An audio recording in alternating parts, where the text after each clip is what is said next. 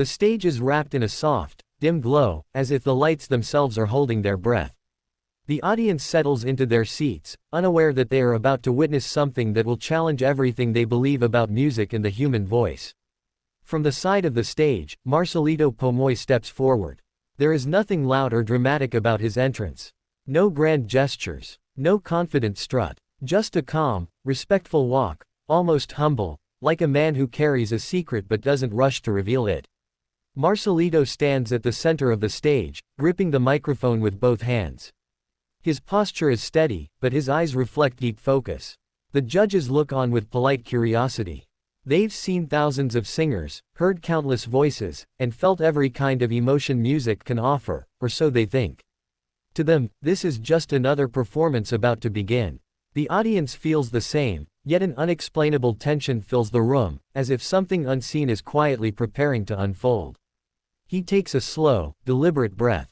The music begins, gentle, restrained, almost fragile. Marcelito opens his mouth and releases the first note in a warm male voice, controlled and emotional. It's smooth, confident, and expressive. The sound travels across the theater, drawing people in. Heads begin to nod. A judge smiles, impressed but not astonished. This is good, very good, but it feels familiar, safe, predictable. As the melody continues, Marcelito's face remains composed, but his eyes close briefly, as if he's entering a private world.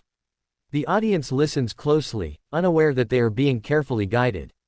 This first voice is not the miracle, it is the invitation. The calm before the storm. The setup before the impossible. Every note is placed with intention, building trust, lowering defenses, allowing the listeners to believe they understand what is happening. Then, something subtle changes. A pause hangs in the air, just long enough to make the audience lean forward. The music softens. Marcelito lowers his head slightly. The judges exchange quick glances, sensing a shift but unable to name it. The silence is powerful, heavier than sound itself. In this moment, the room feels suspended between expectation and disbelief. Scene 1 ends here, not with shock, but with anticipation. The audience thinks they've heard the performance. They haven't. They've only been gently prepared. The miracle is still hidden, waiting for the exact moment to reveal itself and change everything. The pause ends, but not the tension. The music rises again, slightly stronger, slightly bolder, as if it knows something the audience doesn't. Marcelito slowly lifts his head. His expression changes, not dramatically, but deliberately. This is the moment. The invisible line between what seems possible and what is about to happen begins to blur. Without warning, the next note emerges, and the world tilts. A female voice, pure and soaring, flows effortlessly from the same microphone. It is not strained, not forced. It is clear, controlled, and hauntingly beautiful. The kind of voice that feels too delicate, too perfect to be real.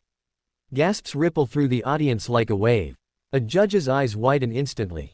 Another leans forward, frozen, trying to understand what their ears are telling them. This is not a trick. There is no backing vocalist. No hidden recording. No delay. The sound is alive, powerful, and undeniably coming from Marcelito Pomoy. Confusion turns into disbelief. Disbelief turns into shock. As the song continues, Marcelito begins to move seamlessly between the male and female voices, not as a gimmick but as a conversation. One voice sings a question. The other answers. It feels like two souls sharing one breath. The transition is so smooth that it feels unnatural, yet perfectly controlled.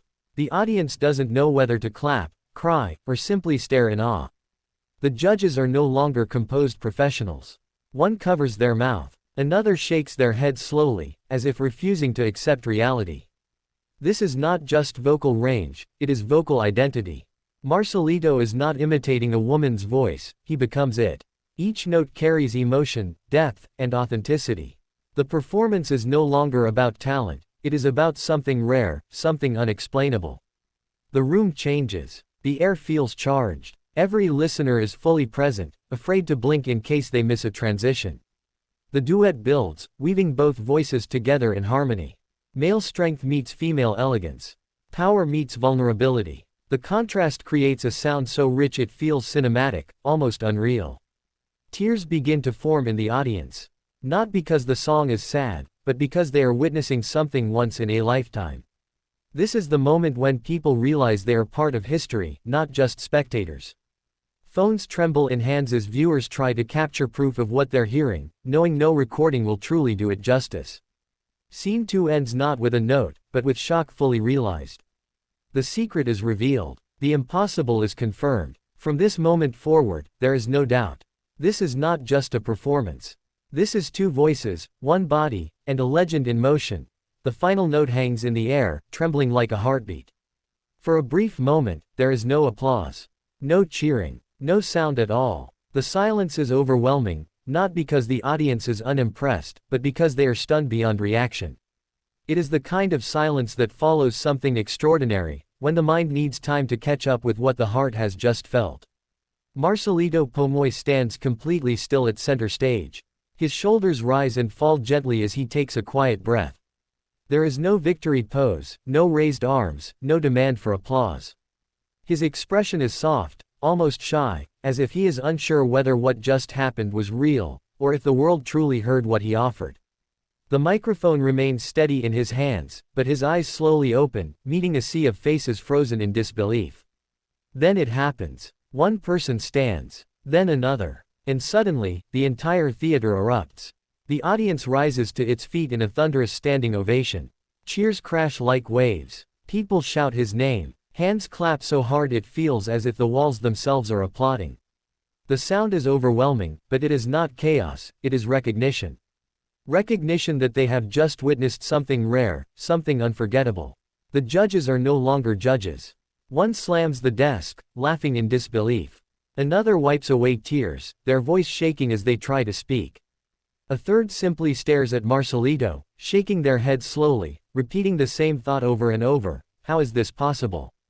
Words feel too small for what just happened. Marcelito bows his head slightly, placing a hand over his heart. This moment is bigger than competition. Bigger than scores, buzzers, or trophies. This is about legacy. About a man who carries two voices not as a trick, but as a gift. A gift refined through years of struggle, doubt, and perseverance. As the lights brighten, the crowd continues to cheer, unwilling to let the moment end. Social media will soon explode. Clips will be replayed millions of times. Headlines will call it impossible, unreal, magical. But for those in the room, labels don't matter. They were there. They felt it. Scene 3 closes with a powerful truth. This performance is not just a return, it is a reminder. Legends do not fade. They wait. They grow. And when they return, they remind the world of what real magic sounds like. Two voices. One heart. One legend, reborn.